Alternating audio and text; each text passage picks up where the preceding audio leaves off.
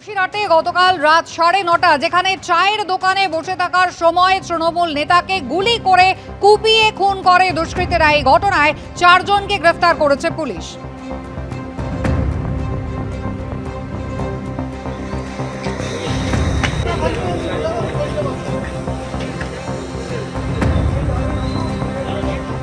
বসিরহাটে চায়ের দোকানে খুন হয়েছেন তৃণমূল কর্মীকে গুলি করে কুপিয়ে খুন করে দুষ্কৃতীরা। গ্রেফতার করা হয়েছে 4 জনকে।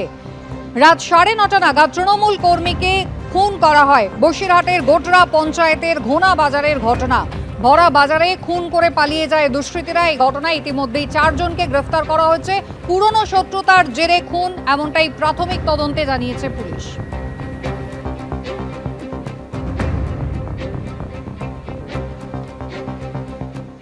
আমাদের হাজিবাগ সংলগ্ন এলাকায় একটা চায়ের দোকান আছে, ওখানে বসে আমি ভিতরে চা খাচ্ছিলাম আর ও বাইরে একটা বাইকের উপরে বসেছিল। হঠাৎ চেল্লামেল্লির আওয়াজ পাই আমরা, পেয়ে 2-3 রাউন্ড গুলির আওয়াজ হয়। চায়ের দোকান থেকে যে যার মতো দৌড় মেরেছে গুলির আওয়াজ শুনে। তারপরে চায়ের দোকান থেকে আমরা বেরিয়ে যেয়ে দেখি সামনে আনার রক্তাক্ত অবস্থায় পড়ে আছে। ঠিক 9:30 নাগাদ 3 রাউন্ড।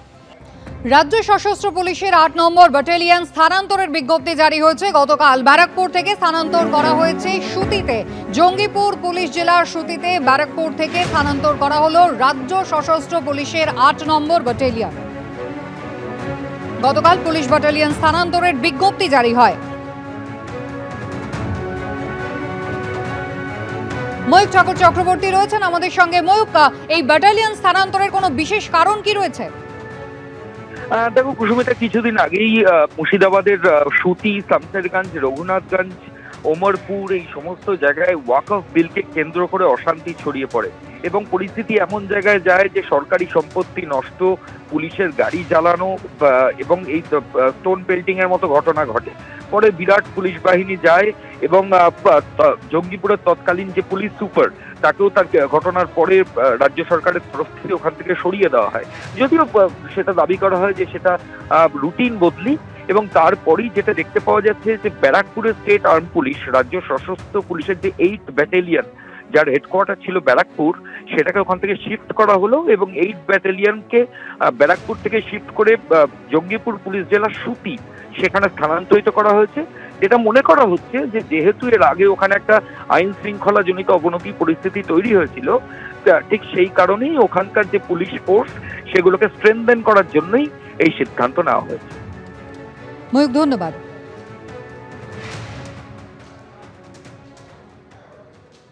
বৃহস্পতিবার অর্থাৎ পরশুদিন রয়েছে নদিয়ার কালীগঞ্জে বিধানসভা উপনির্বাচন। আর তার আগে একেবারে কড়া নির্দেশ নির্বাচন কমিশনের। সাইলেন্ট পিরিয়ড শুরু হচ্ছে আজ সন্ধ্যে 6টার পর থেকে। বহিরাগত কেউ এলাকায় থাকতে পারবেন না, নির্দেশ দিয়েছে নির্বাচন কমিশন। রাজনৈতিক দলগুলি তাদের প্রচারের জন্য যাদের বাইরে থেকে নিয়ে এসেছে তাদের এলাকা ছাড়তে হবে। যারা কালীগঞ্জের ভোটার নন তারা কোনোভাবেই যাতে এলাকায় না থাকেন তা নিশ্চিত করতে হবে। জেলা শাসক এবং পুলিশ সুপারকে নজরদারি বাড়ানোর নির্দেশ দিল নির্বাচন কমিশন। আগামী পরশু কালীগঞ্জ বিধানসভা কেন্দ্রে উপনির্বাচন, ভোট গণনা 23 জুন। নির্বাচন কমিশনের কড়াকড়ি। আজ সন্ধ্যে 6টার পর থেকে শুরু হবে সাইলেন্ট পিরিয়ড। যারা বহিরাগত তাদেরকে এলাকা ছাড়ার নির্দেশ দিয়েছে নির্বাচন কমিশন।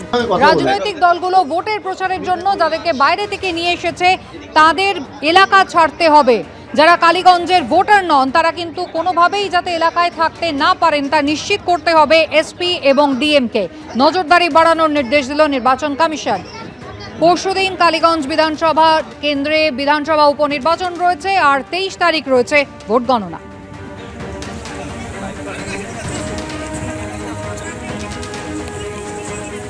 রুমা পাল আমাদের প্রতিনিধি রয়েছেন আমাদের সঙ্গে। রুমা, আগামী পরশু কালীগঞ্জ বিধানসভা উপনির্বাচন, নির্বাচন কমিশনের পক্ষ থেকে কি কি নির্দেশ জারি করা হয়েছে?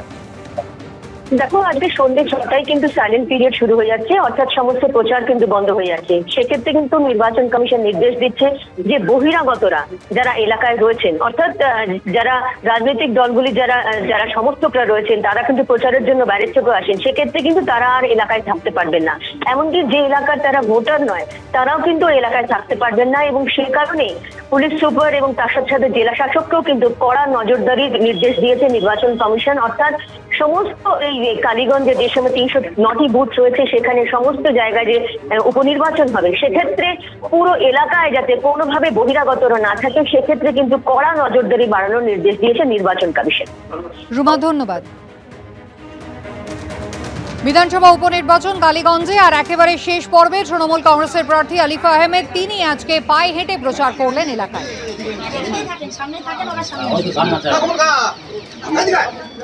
সকাল থেকেই নয়াচরে এসেছি এবং নয়াচরে আসার পর নয়াচরের মানুষ আমাদের বরাবরই খুব ভালোবাসেন এবং আমাদের সবসময় ভোট দিয়ে তৃণমূল কংগ্রেসের পাশে থেকেছেন। তো নয়াচরের মানুষের কিছু দাবি আছে এখানকার রাস্তাঘাট নিয়ে। আমরা সকল নেতৃত্বকে নিয়ে, গোবরা অঞ্চলের আছেন, নয়াচরের নেতৃত্ব আছেন তৃণমূল কংগ্রেসের, সকলকে নিয়ে আজকে রাস্তাগুলো পরিদর্শন করে গেলাম। কিছু কিছু কাজ এবং কিছু কিছু রাস্তা সংস্করণের দরকার আছে। আমরা চেষ্টা করব এই কাজগুলো যত তাড়াতাড়ি করা সম্ভব যাতে এলাকার লোক উপকৃত হয়, সেই চেষ্টা আমরা করব।